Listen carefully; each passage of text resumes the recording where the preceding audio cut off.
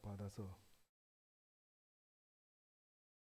여기 올라오니까 익숙하기도 하고, 그런데 처음으로 혼자서 여기 서는 것 같습니다.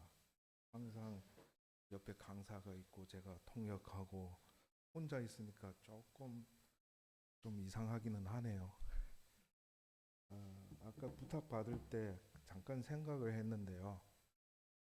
아, 가만히 생각해 보니까 저도 안산 동부교회 온 지 20년 됐어요. 근데 올 때 어린 애들이 지금 다 커가고 얼굴 모르는 분들도 많더라고요. 저 개인적인 얘기를 좀 하려면 2011년부터 그 상해에서 친구하고 동업을 해서 지금 회사를 운영하고 있는데요. 자동차 생산 기술 쪽 컨설팅하는 업무를 하고 있어요. 근데 장사가 처음에는 이 사업이 잘 돼갖고 정신없이 돌아다니다가 코로나 되니까 모든 것이 반으로 또 반에서 또 반으로 이렇게 줄이고 있으면서 하나님께서 또 좋은 기회를 주고 있는 것 같아요. 그러니까 바쁘게 다니다 보니까 성도님들하고 만나기도 힘들고, 그리고 우리 한국에서 구원받은 중국에 있는 형제 자매들도 이렇게 만나지도 못하고 이렇게 살다가 코로나가 되니까 시간이 좀 나오더라고요. 그래서 우리 자매하고 몇 년 사이에 중국에 휴가가 있는 날이라면 어, 여기서 구원받은 중국 형제 자매들한테 이렇게 방문을 하고 말씀도 좀 나누고 또 경제적으로도 좀 이렇게 도와주고 이렇게 살아왔어요. 회사 창립할 때부터 그 동업자하고 약속한 거가 있었어요. 그 회사 안에서는 좀 신앙 얘기를 안 했으면 좋겠다 이렇게 나와요. 중국은 또 이 한국하고 많이 달라갖고 신앙 얘기를 하면 사람들이 다 싫어하는 부분들이 많고 해서 꼭 참고 있었는데 금년 한 2달 전에 기회가 왔어요. 그 회사 직원들하고 같이 식사하고 있었는데 점심에 갑자기 어떤 분이 질문을 하더라고요. 왜 이스라엘하고 하마스하고 왜 싸우냐? 자기들이 막 얘기하더라고요. 그래서 아, 잠깐 기도하면서 기회가 온 것 같다. 그래서 자기들이 많이 얘기하고 있는데 제가 스톱, 아, 이스라엘하고 하마스의 전쟁은 성경으로 풀어야 된다 이렇게 얘기하니까 사람들이 정신 차리더라고. 그럼 좀 얘기해 주세요. 그래서 어, 이거 좀 켜줬으면 좋겠는데.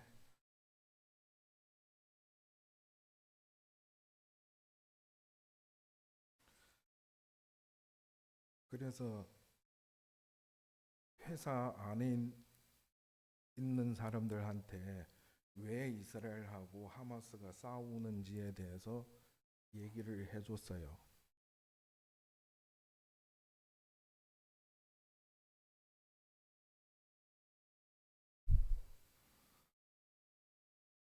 이스라엘 국기가 하나 있을 겁니다. 바탕 화면에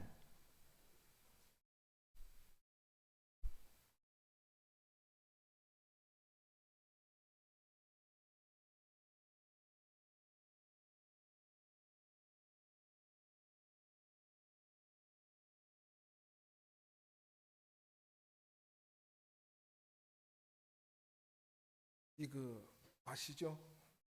이스라엘 국기. 이스라엘 국기가 무엇을 얘기하고 있는지 혹시 아신 분 있습니까? 위에 파란색, 밑에 파란색, 중간에 하얀색에다가 삼각형 두 개예요. 삼각형 두 개는 뭡니까? 유대교의 표시거든요. 근데 위에 파란색하고 밑에 파란색이, 위에는 요단강, 밑에는 지중해. 이스라엘 사람들은 요단강부터 지중해까지는 우리 거다, 이 얘기거든요. 그래서 그 지방을 점령을 해서 팔레스타인하고 하마스 지역하고 이렇게 두 군데 나눠져 있는데 싸움이 붙었어요. 그 PPT를 좀 열어주실래요?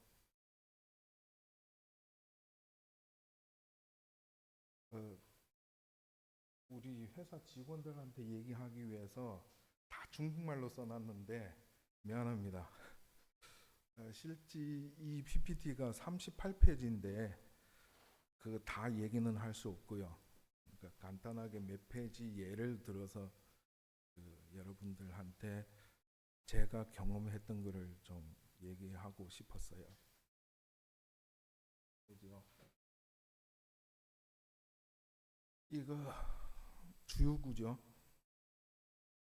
제가 회사 차를 타다가 항상 휘발유 차를 타다가 어느 날 갑자기 회사 차가 그 카센터에 가서 수리하러 갔어요. 딴 차를 탔는데 기름이 없더라고요. 그래서 생각도 안 하고 기름을 넣었어요. 가다가 차가 탈탈탈탈 하면서 탁 섰어요. 이거 어떻게 회사한테 전화를 해갖고 막 물어보는데 무슨 기름을 넣냐고 물어봤는데 저는 휘발유 넣었죠. 근데 이 차는 경유차 있었어요. 분명히 이거 열 때는 여기 경유라고 써 있잖아요. 근데 우리는 이거 안 보고 상식으로 생각하고 있잖아. 내 생각으로. 항상 휘발유를 넣었으니까 이번에도 휘발유 넣어야 된다, 이런 생각을 해서 휘발유를 넣었는데 차가 거의 폐차 수준이었었어요. 그래서 항상 내 생각을 갖고 뭘 하면 안 되겠다, 그런 교훈을 받았습니다. 다음 페이지요.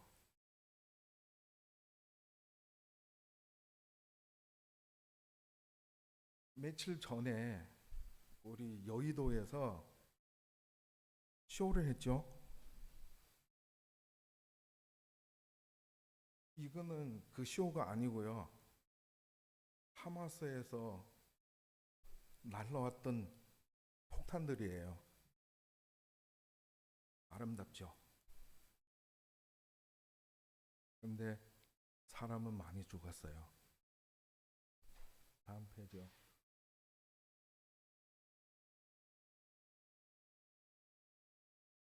이것도 어떻게 보면 쇼 같은데 실제는 폭탄이 터트는 그 장면입니다. 다음 페이지요. 전쟁인가 내전인가를 제가 우리 직원들한테 얘기를 했어요. 전쟁의 시작은 제가 봤을 때는 창세기에 있거든요. 이스라엘하고 하마스하고의 전쟁이, 아브라함의 큰애가 이름이 뭐죠? 네, 이스마엘이죠. 근데 나중에 사라한테 쫓겨갖고 광야 가서 살았는데 이스라엘 후손이 아랍 사람들입니다. 그래서 여러분들이 아시겠지만 아랍 사람들은 구약 성경에 봐도 많이 나오잖아요. 아랍 사람들하고 이스라엘하고 계속 싸우는, 지금 몇천 년 됐잖아요. 계속 싸우고 이겼다가 지다가 이겼다가 졌다가 이렇게 하다가 직원들이 얘기하는 거는 그건 아닌 것 같다. 제가 얘기하는 거는 이 사람들의 전쟁은 자기들이 핏줄하고 문제가 있는 거예요. 아브라함은 두 아들이 있는데 하나는 사라한테 낳고 하나는 이스마엘이잖아요. 그런데 나가서 교육을 받는 거가, 이스마엘이 엄마한테 교육 뭘 받겠어요? 광야에서 살면서 그 집 식구들이 너의 천적이야. 그 집 식구들 때문에 우리가 지금 광야에서 살고 있다. 이런 얘기를 하지 않았나 개인적인 생각입니다. 그래서 계속 전쟁 중에 있는 나라가 이스라엘하고 팔레스타인입니다. 그리고 이 PPT 뒤쪽을 보면 전쟁 5차례가 나와요. 그 현대 전쟁, 이스라엘 건국하고 나서 1948년 건국하고 나서 지금까지 5번 싸웠어요. 근데 4번이 이스라엘이 이겼어요. 한 번은 그냥 중계를 받아갖고 없는 일로 하고 4번은 이스라엘이 이겼어요. 특별히 첫 번째 전쟁 했을 때 이스라엘이 1948년 5월 18일인가 건국이었었어요.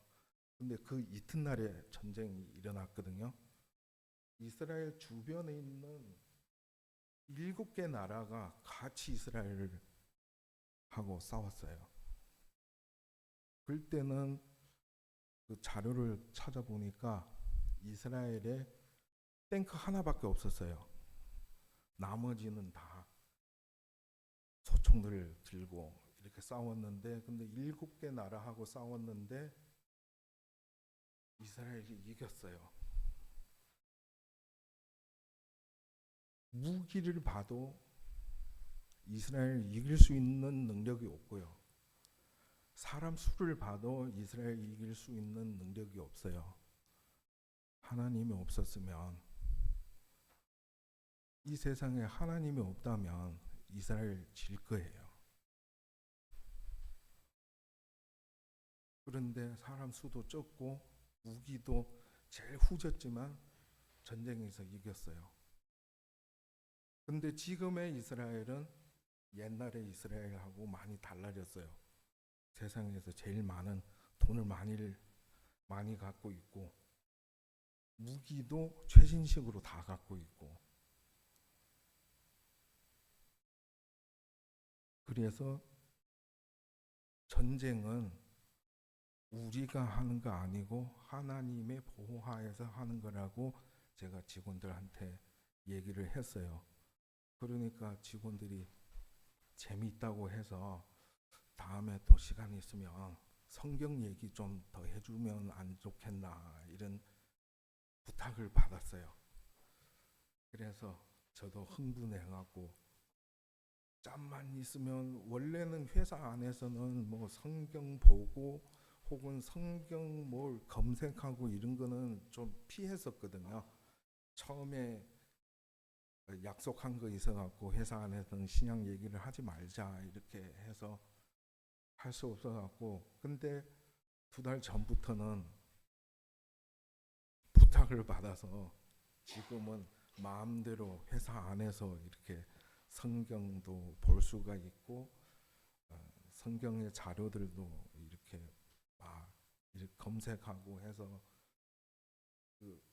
저 뒤에 있는 형제가 알 건데, 저의 그 USB에 지금 직원들한테 강의하기 위해서 준비해놨던 그 PPT만 해도 지금 한 20개, 한 30개 정도 돼요. 열심히 만들어서 기회가 있으면 또 얘기해주고 싶어서 그래서 삶을 위해서 이렇게 중국 가서 이렇게 사업하고 하고 있지만 성도님들도 많은 기도를 해주고 더 많은 중국 사람들한테도 이렇게 복음 전할 수 있는 기회가 올 수 있도록 이렇게 좀 기도해 줬으면 좋겠고요. 지금은 또 제가 상해 교회에 다니고 있어요. 상해 교회 원래 지복흥 형제님이 거기서 하다가 그 나이 드시니까 이렇게 비자도 잘 안 되고 해서 귀국을 하시고 지금은 상해 교회는 세 가정이 있어요. 저하고 집사람하고 그리고 싱가포르 형제 한 명하고 와이프하고 애 한 명. 애가 지금 10살짜리. 그리고 말레이시아 형제 한 명하고 와이프하고 갓난애기 2명. 이렇게 다 해서 몇 명이지?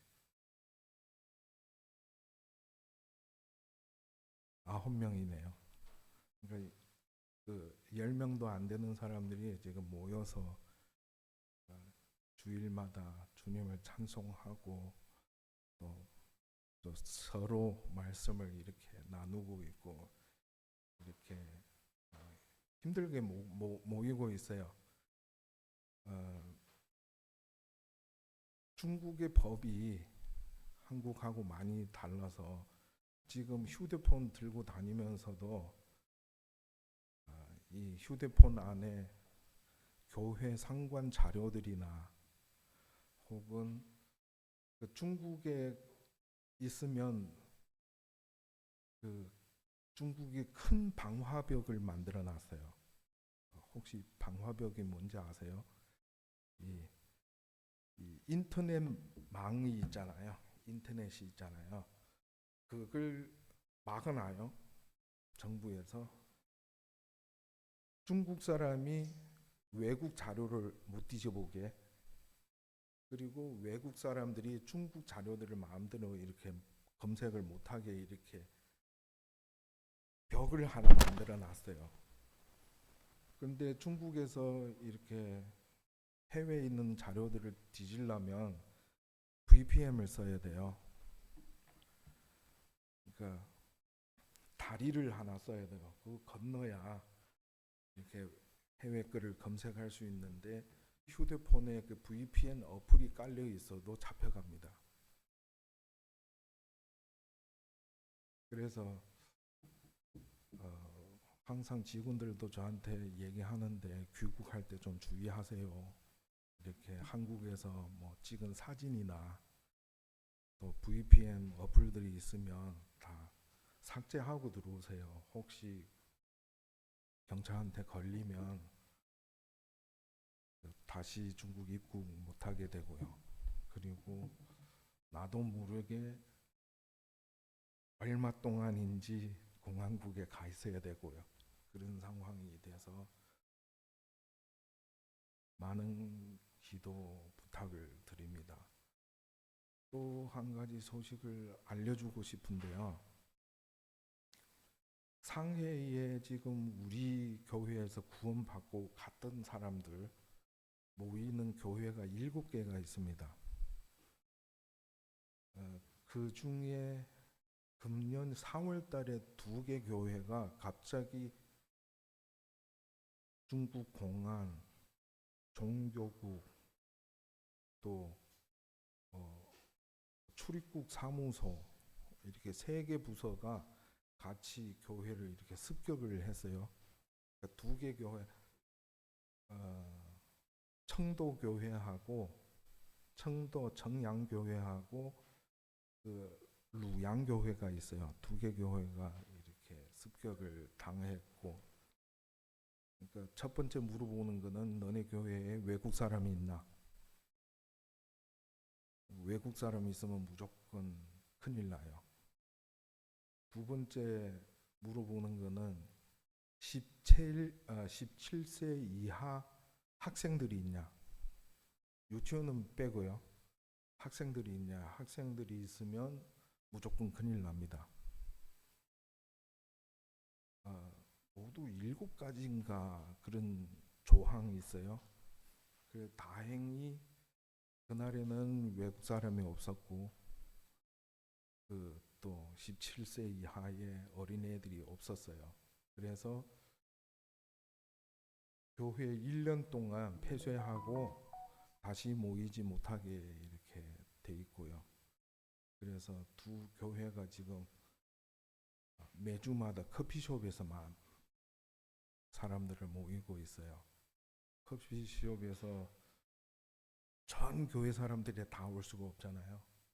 그러니까 나눠서 뭐 11시에 뭐 10명 이렇게 와갖고 커피 마시면서 작은 소리로 찬양하고 말씀 교제 좀 하고 1시에 또 10명 오고 이렇게 하루 종일 그 커피숍에서 이렇게 예배 드리고 있거든요. 그래서 그런 상황을 봤을 때 한국의 신앙이 참 행복해요. 중국이 그렇게 어렵고 하는데 그래도 지금 여러분들이 안 보이지만 우리 안산 동부교회에서 구원받은 사람들, 옛날에 인천 연수교회에서 구원받은 사람들, 그리고 또 오산교회에서 구원받은 사람들, 또 울산 중부교회에서 구원받은 사람들, 또 대구 대명동 교회 사람 구원받고 갔던 사람들 지금 모이고 있는데 제가 세알래 보니까 한 120명 정도 지금 모이고 있거든요. 그래서 많은 기도를 부탁합니다. 너무 어려운 상황이고 심지어 미초연 자매님의 고향 메이허 거기서 돈이 없어갖고 교회를 이렇게 모이는 장소를 빌려야 되는데 돈이 없어갖고 교회를 못 빌리고 있어요. 그래서 산동의 교회, 할빈의 교회 이렇게 서로 이렇게 돈을 조금씩 모아갖고 지금 거기에 돈을 경제적으로 지원하고 있거든요. 여러 면에 중국에서 모이는 것 자체가 여러 면의 어려움이 있어요. 그래서 여러분들 생각날 때 항상 좀 기도해 줬으면 좋겠습니다. 시간 많이 된 것 같습니다. 다음에 기회가 있으면 또 열심히 준비한 거를 다시 한번 얘기하겠습니다.